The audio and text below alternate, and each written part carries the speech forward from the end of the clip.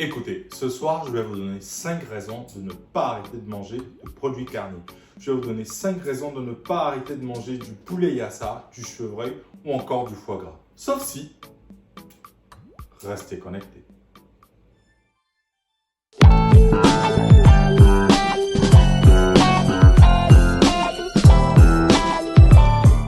Bonjour tout le monde, je vous reviens aujourd'hui avec un très beau sujet, un sujet qui me tient à cœur. J'entends les gens me dire souvent je ne veux pas arrêter de manger de la viande, je ne veux pas arrêter de manger de produits carnés. Mais écoutez, moi je vais vous donner 5 raisons pour lesquelles vous ne devez pas arrêter de manger des produits carnés. Qu'est-ce que j'entends par produits carnés? Je parle là de la viande, je parle du poisson, je parle des insectes, je parle des fruits de mer et est-ce que j'en oublie d'autres? Je parle principalement de ces produits-là. Alors, c'est parti. La première raison pour laquelle vous ne devez pas devenir végétarien, c'est pour faire comme les autres. Non, ça ne sert à rien.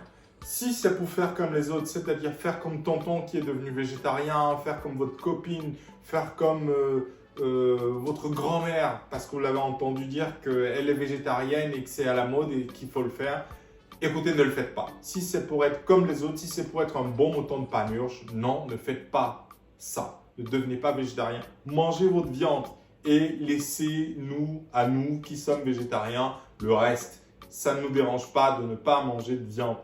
Restez comme vous êtes, ne devenez pas végétarien tout simplement parce que vous voulez faire comme les autres. Non, never. Très souvent, j'ai des personnes qui viennent vers moi et qui me disent « Ah, mais vous les végétariens, vous avez de la chance, vous êtes tous fins, tu es tout fin, tu es mince et moi aussi, je veux devenir végétarien pour être fin comme toi. » Ok, fine. Moi, quand j'entends ça, je souris et j'ai envie de partager avec eux et vous cette réponse de la nature. C'est de vous parler de 3 animaux que j'aime beaucoup. Ce sont les éléphants, les hippopotames et les rhinocéros.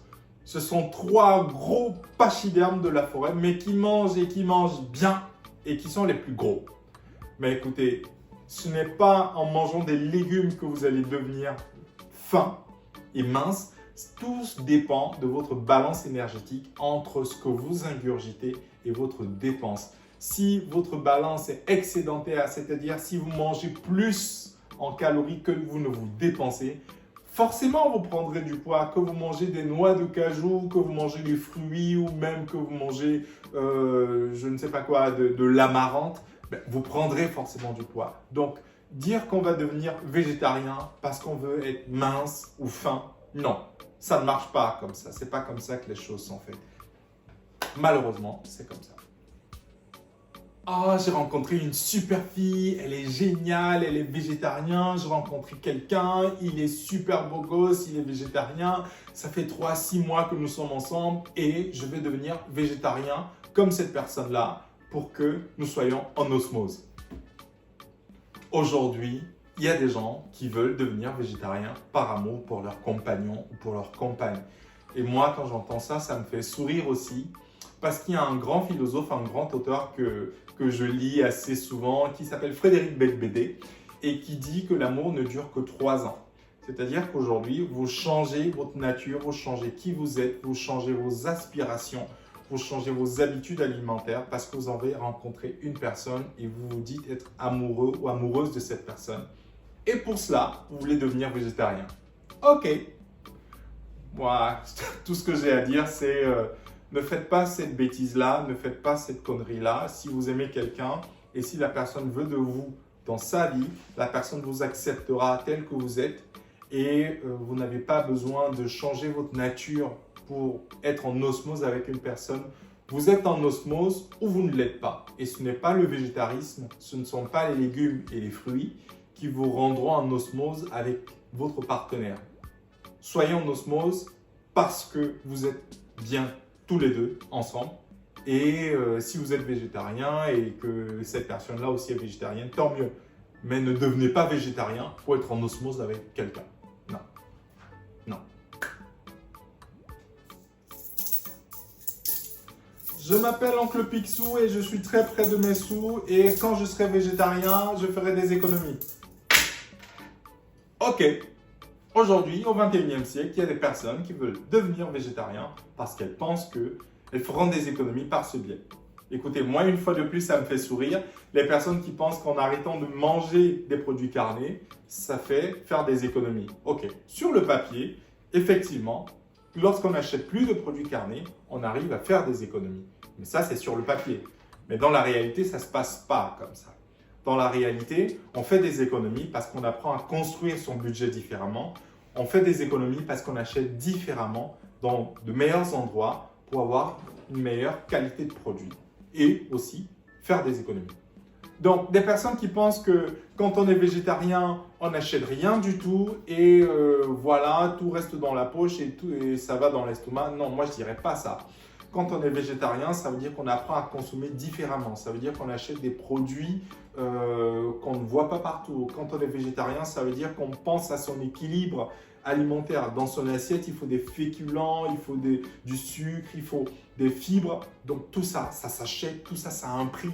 La baie de Timur, ça a un prix. Le poivre de Penja, ça a un prix. Les raisins, ça a un prix. Donc ne pensez pas que lorsque vous allez arrêter de manger des produits carnés, lorsque vous allez arrêter d'acheter ces produits-là, forcément, vous ferez des économies. Non, vous n'achèterez plus de produits carnés, donc vous achèterez autre chose. Et ça ne se donne pas, ça s'achète. La 5e raison pour laquelle je vous conseillerais de ne pas devenir végétarien, c'est parce que très souvent, j'entends des personnes me dire « Ah, mais vous les végétariens, vous êtes frêles, vous n'avez pas une bonne santé, vous manquez de tout, vous manquez de nutriments, de vitamine B12, vous manquez de calcium, de fer, vous manquez… » Mais moi, quand j'entends ça, je souris bien et je pense à tous ces sportifs-là de haut, voire même souvent de très haut niveau, qui ne mangent pas de chair animale et qui ont un physique mais monstrueux. Mais vous les voyez tous à l'écran là? Mais écoutez, je vais vous montrer tous. Allez, voilà. Vous les voyez tous? Voilà. Sachez que tous ceux-là aujourd'hui, ils sont végétariens et ils se portent très très bien. Et si vous venez me dire que ces personnes-là ne sont pas physiques, manquent de nutriments, vu le sport et l'activité physique qu'ils font, je ne sais pas qui aujourd'hui aura une bonne santé. Et pour conclure, moi je vous dirais qu'aujourd'hui, moi je suis végétarien, ça va faire 5 ans et je me porte très très bien. Mes bilans de santé sont parfaits, nickel, et je ne manque pas de vitamine B12, je ne manque pas de calcium, pas de fer et je le vis très très bien. Ainsi donc s'achève cette vidéo durant laquelle je vous ai présenté 5 raisons pour lesquelles vous ne devez pas devenir végétarien. Parce qu'on entend des vertes et des pas mûres, hein, des personnes qui veulent devenir végétariens pour plaire à un partenaire, parce qu'elles pensent qu'elles vont faire des économies, parce qu'elles veulent devenir slim comme on voit à la télé, par manque de confiance en soi, par manque d'estime de soi-même.